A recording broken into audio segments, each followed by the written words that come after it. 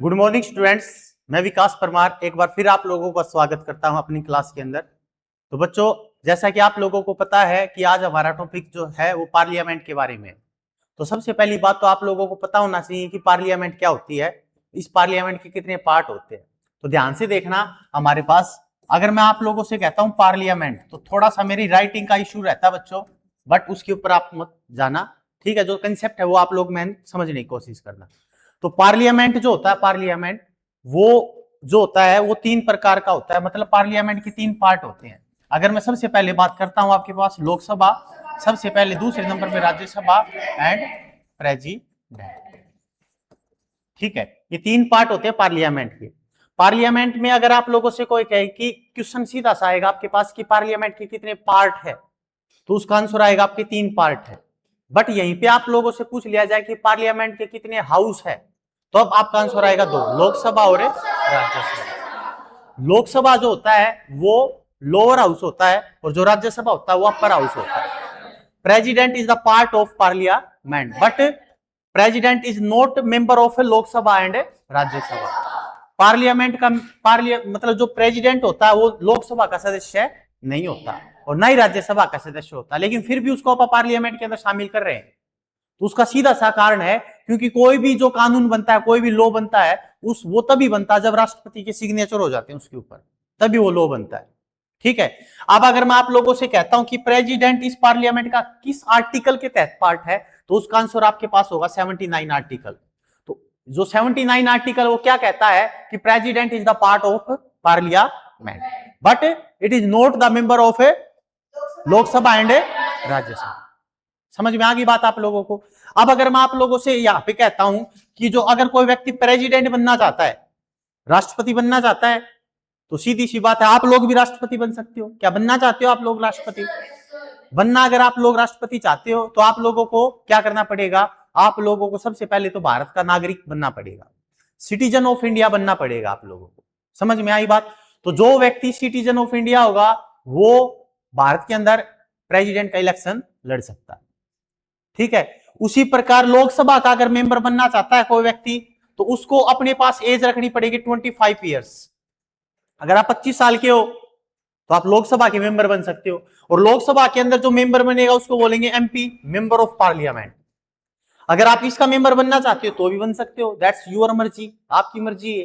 तो आपकी मर्जी है तो इसका सदस्य बनने के लिए आपको एज रखनी पड़ेगी 30 ईयर्स।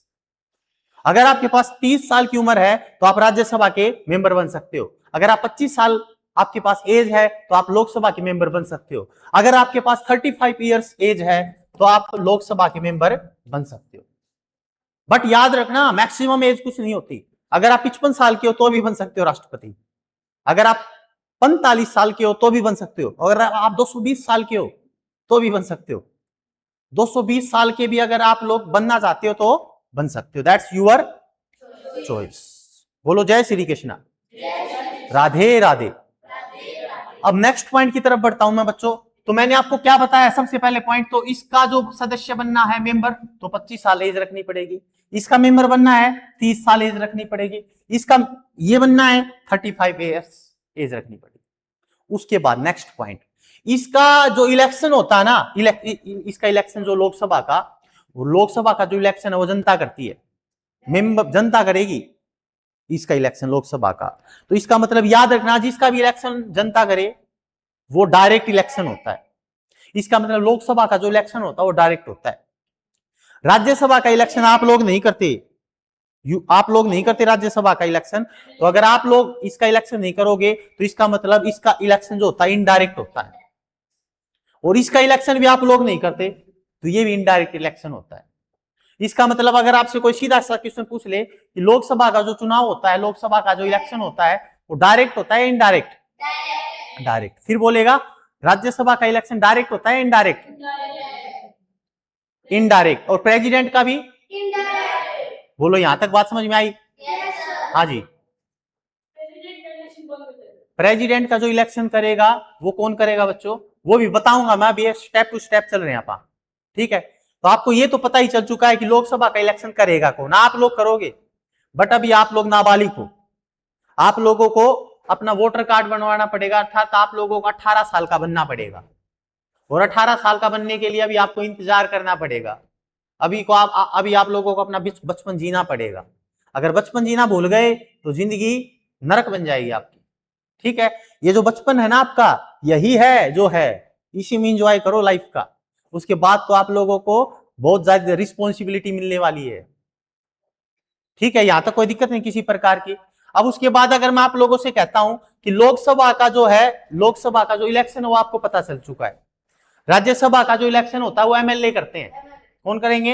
एमएलए। कोई दिक्कत नहीं, एमएलए होते हैं मेंबर ऑफ लेजिस्लेटिव असेंबली। अब सुनो ध्यान से नेक्स्ट पॉइंट। अगर मैं आप लोगों से कहता हूं कि इसका जो टाइम पीरियड होता है, टेन्योर, कितना कार्यकाल के लिए लोकसभा के मेंबर बना जाता है, तो याद रखना 5 ईयर्स।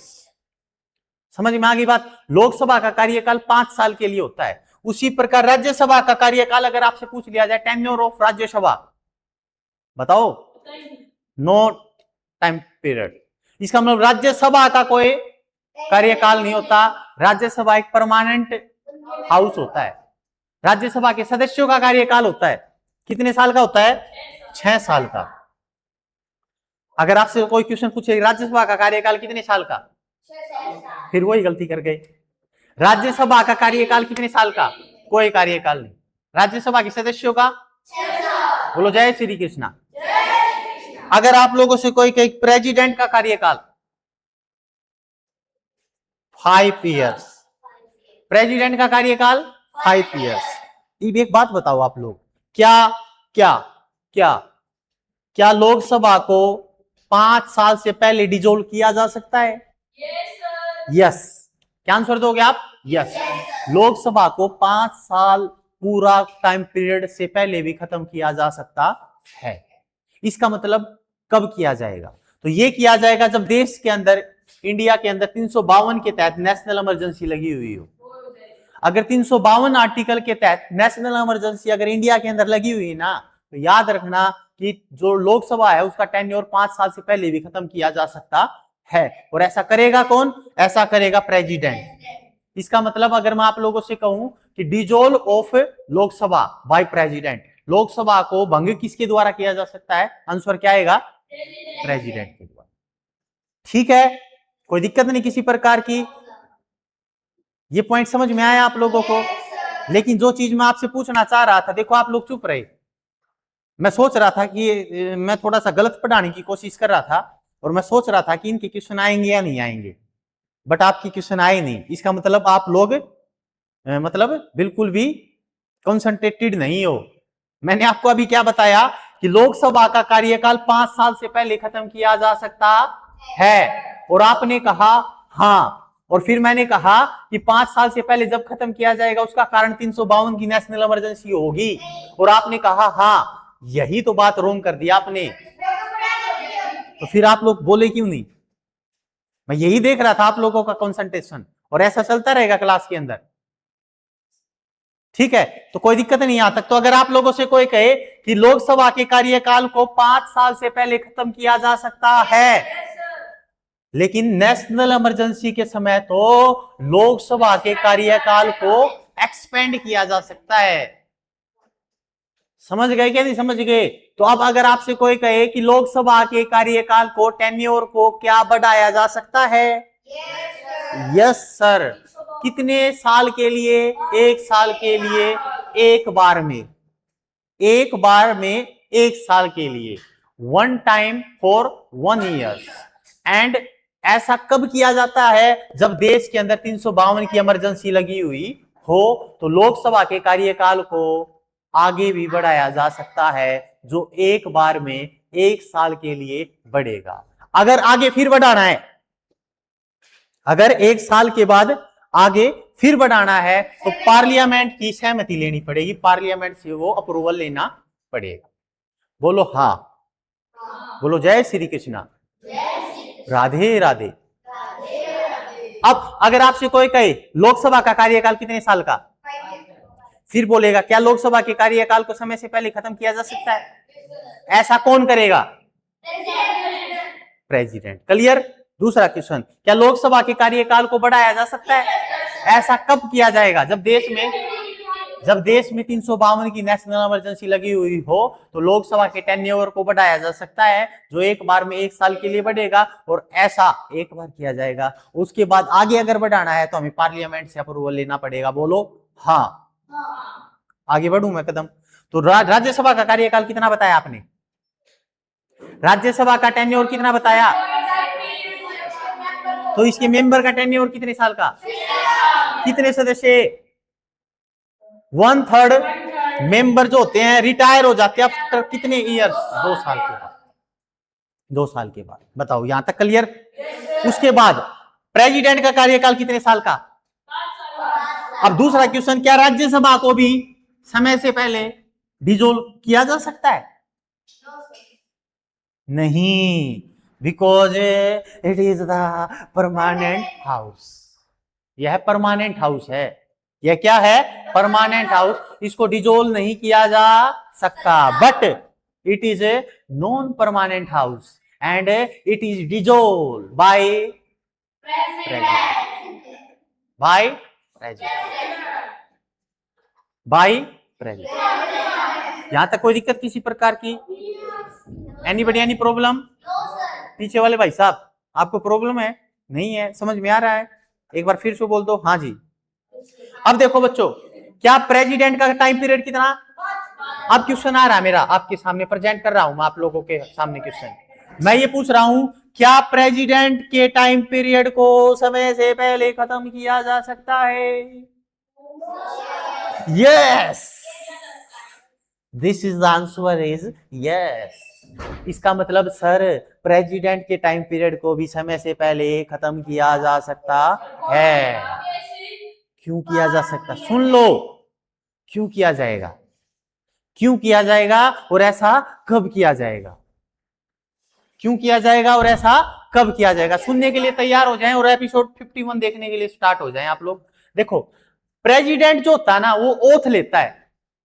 क्या लेता है? ओथ। आप लोग भी जब आर्मी ऑफिसर बनोगे तो क्या लोगे? ओथ लोगे। प्रेसिडेंट जो शपथ लेता है, जो ओथ लेता है, वो किसकी लेता है? वो ऐसे लेगा, मैं प्रेसिडेंट विकास परमार और मैं शपथ लेता हूं संविधान की, मैं शपथ लेता हूं कॉन्स्टिट्यूशन की, संविधान की। हमेशा संविधान की रक्षा की शपथ लेता है राष्ट्रपति। ये तो होती है प्रेसिडेंट की शपथ। बट अगर आपसे लोगों से प्राइम मिनिस्टर की शपथ पूछ ले तो प्राइम मिनिस्टर आएगा, मैं नरेंद्र नाथ दामोदर दास मोदी, मैं प्रधानमंत्री पद और गोपनीयता की शपथ लेता हूं। बता रहा हूं, सुन तो लो। मैं नरेंद्र नाथ दामोदर दास मोदी प्रधानमंत्री पद और गोपनीयता की शपथ लेता हूं। पद तो हो गया उसका कौन सा? प्रधानमंत्री का। और गोपनीयता का मतलब होता है कि जो चीज छुपाने लायक होगी ना, जो देश के हित के लिए छुपाने लायक बात होगी, उसको मैं छुपाऊंगा, वो बताऊंगा नहीं। ये शपथ लेता प्राइम मिनिस्टर। एंड प्रेसिडेंट संविधान की रक्षा, प्रोटेक्शन ऑफ कॉन्स्टिट्यूशन, ये शपथ ली। अब एक चीज सोच के देखो, आपने जिस चीज की शपथ ली, ओथ ली, और उसी के खिलाफ काम कर दिया, तो इसका मतलब सीधी सी बात आपको हटाया जाएगा। इसका मतलब सीधी सी बात है, प्रेसिडेंट को हटाने के लिए उसके ऊपर इंपैचमेंट लाया जाएगा आर्टिकल 61 के तहत। क्या लाया जाएगा? इंपैचमेंट। तो अगर आपसे कोई कहे कि प्रेसिडेंट पर इंपैचमेंट किस आर्टिकल में लाया जाता है? 61। क्लियर? कौन लाएगा? सुन लो, प्रेसिडेंट के ऊपर इंपैचमेंट आर्टिकल 61 के तहत लाया जाता है। दूसरा क्वेश्चन, क्यों लाया जाता है? वो इसलिए लाया जाता है जब वो संविधान के, कॉन्स्टिट्यूशन के खिलाफ, अगेंस्ट कोई काम कर देता है, तब उसके ऊपर इंपैचमेंट लाया जाता है। इंपैचमेंट चलेगा कहां पर, लाया कहां पर जाएगा? तो याद रखना, वो लाया जाएगा पार्लियामेंट के अंदर, बोले तो संसद के अंदर लाया जाएगा। समझ में आई बात? इसका मतलब अगर आप लोगों से कोई कहे कि प्रेसिडेंट को उसके पद से कौन हटा सकता है? पार्लियामेंट। प्रेसिडेंट का टेन्योर कितने साल का? क्या उसके टेन्योर को समय से पहले खत्म किया जा सकता है? ऐसा करने के लिए उसके ऊपर क्या लाया जाएगा? इंपैचमेंट। इंपैचमेंट किस आर्टिकल के तहत? बताओ, यहां तक बात समझ में आ गई आप लोगों को? कोई दिक्कत किसी प्रकार की? Anybody any problem in your जिंदगी, in your life? No problem. दूसरा पॉइंट, ये बात आपको समझ में आ गई, ये बात आपको समझ में आ गई, ये बात आपको समझ में आ गई, कोई दिक्कत नहीं है? प्रेसिडेंट के टाइम पीरियड को नहीं, वो तो 5 साल के बाद उसका नया इलेक्शन होगा।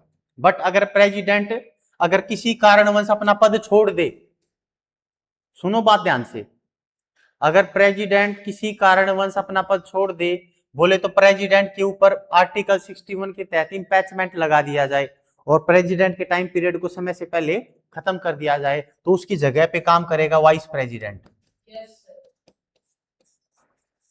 कौन काम करेगा? Vice president. हाँ जी, अभी तो मैं बता रहा था पार्लियामेंट ही लगाएगी, कोई भी मेंबर लगा सकता पार्लियामेंट का। जैसे सुनो ध्यान से, जैसे सुनो, सुन लो एक बार, इसकी क्वेश्चन का आंसर दे देते हैं। जैसे देखो भैया, मान लो ये पार्लियामेंट है, पार्लियामेंट बोले तो संसद, संसद बोले तो Lok Sabha and Rajya Sabha and president. अब आप इसके ऊपर इंपैचमेंट ला रहे हैं, लाएंगे किस आर्टिकल के तहत? क्यों लाएंगे? क्योंकि ये किसके खिलाफ काम करेगा? संविधान के, कॉन्स्टिट्यूशन के खिलाफ काम करेगा, ये तभी लाया जाएगा। आएगा कहां पर? पार्लियामेंट के अंदर। अब सुनो ध्यान से, प्रेसिडेंट के ऊपर इंपैचमेंट लाने के लिए कम से कम स्टार्टिंग में 1/4 सदस्य का अप्रूवल जरूरी है, चाहे वो इस हाउस से हो चाहे इस हाउस से। मान लो इसके 543 मेंबर्स होते हैं, इसका 1/4 कर दो, जितना भी बनेगा ना 1/4, मान लो 4 एकम 4 और 4 3 12, 2 4 5 20, 135 हो गए मान लो। तो अगर कोई इंपैचमेंट लाना चाहता है राष्ट्रपति के ऊपर, मान लो मुझे ही राष्ट्रपति मान लो आप लोग, ठीक है? अब उस चीज को छोड़ दो, आप मुझे क्लास से हटाना चाहते हो, आप मुझे क्लास से हटाना चाहते हो, समझ गए? तो मान लो आप वाला हाउस तो है लोकसभा, ठीक है, और 5th 6th क्लास वाला हाउस है राज्यसभा, मान लेना, और मैं क्या हूं? प्रेसिडेंट। तो अब एक चीज सोच के देखो, मुझसे पूरी क्लास सेटिस्फाई हो भी सकती है और नहीं भी हो सकती। मतलब कुछ मेंबर्स इसके अंदर ऐसे भी हो सकते हैं जिसको मेरा पढ़ाना पसंद ना आए, या कुछ मेंबर ऐसे भी हो सकते हैं जिसको मेरा पढ़ाना पसंद आए। अब जिसको पसंद नहीं आ रहा, जिसको पसंद नहीं आ रहा, तो कम से कम 1/4 होनी चाहिए टोटल मेंबर का। तो 1/4 अगर चाहते हैं कि हम इसको इसके पद से हटा दें, तो वो एक प्रस्ताव लेके आएंगे, ठीक है, और वो प्रस्ताव जो होगा वो 1/4 सदस्य उसके ऊपर सिग्नेचर करके एक पत्र के ऊपर और बोलेंगे कि आपने ऐसा ऐसा काम किया है संविधान के खिलाफ और हम आपको पद से हटा रहे हैं। 1/4 सदस्य लेके आएंगे प्रस्ताव स्टार्टिंग, ठीक है। उसके बाद वो प्रस्ताव जाएगा राष्ट्रपति के पास। 14 दिनों के अंदर अंदर अगर राष्ट्रपति ने उसके ऊपर अपने अप्रूवल दे दी, कोई सहमति दे दी, तो ठीक है, वरना फिर वो जो प्रस्ताव था वो उसी सदन में आएगा सबसे पहले, जिस सदन से उसको, जिस सदन के सदस्य लेके आए थे। अब वो मान लो इस सदन के लेके आए थे स्टार्टिंग में 1/4, उन्होंने राष्ट्रपति को दे दिया 14 दिनों की पहले। 14 दिनों के बाद वो आ गया लोकसभा में। अब लोकसभा क्या करेगी? अपने टोटल मेंबर्स का, 543 टोटल मेंबर है ना, उस 543 टोटल मेंबर के 2/3 के 2/3 लोगों से उस प्रस्ताव को पास करवाएगी। अगर 2/3 ने पास कर दिया वो प्रस्ताव वहां से, तो इसका मतलब वो इस सदन से उसको हटाने की प्रोसेस खत्म हो गई, उसने उसको अपने सदन से हटा दिया। अब जाएगा दूसरे सदन में। दूसरा सदन क्या करेगा? उसके ऊपर जो आरोप लगाए गए ना प्रेसिडेंट के ऊपर, उसकी जांच पड़ताल करेगा पहले। अगर आरोप साबित हो जाते हैं तो दूसरा सदन भी क्या करेगा? अपने 2/3 मेंबर के साथ उस प्रस्ताव को उस सदन से भी पारित कर दिया जाएगा, ठीक है, बिल की तरह पास करके फिर उसी दिन से राष्ट्रपति, अगर यहां से पास हो गया तो उसी दिन से राष्ट्रपति को अपना पद छोड़ना पड़ेगा। फिर बता भाई, आपको क्वेश्चन आपका था, समझ में आया कि नहीं आया? कोई दिक्कत नहीं। मतलब स्टार्टिंग में कितने सदस्यों की रिक्वायरमेंट है? 1/4। और कितने दिनों पहले देना पड़ेगा? 14। उसके बाद वो उसी सदन में आएगा जहां से उसको स्टार्ट किया गया था, जिस सदन के सदस्यों ने प्रस्ताव लेकर आए थे, उस सदन से 2/3 के द्वारा पास हो जाएगा। और उसके बाद वो जांच पड़ताल करेगी और वहां से भी फिर वो 2/3 के द्वारा पास हो जाएगा और उसी दिन से फिर राष्ट्रपति को नहीं होगा तो फिर नहीं पास। अगर 2/3 ने सहमति नहीं दी ना तो फिर उसके ऊपर नहीं हटाया जा सकता। हाँ, अब पूछो आप। अपनी मर्जी से बिल्कुल छोड़ सकता है, कोई दिक्कत नहीं। अब बीच में अगर मर जाएगा तो भी पद छूट गया उसका, ठीक है। अगर बीच में मर जाए ना तो फिर वाइस प्रेसिडेंट काम करेगा, ठीक है। और लेकिन 6 महीने तक ही करेगा, 6 मंथ तक। 6 मंथ के बाद इलेक्शन करवाना जरूरी है प्रेसिडेंट का।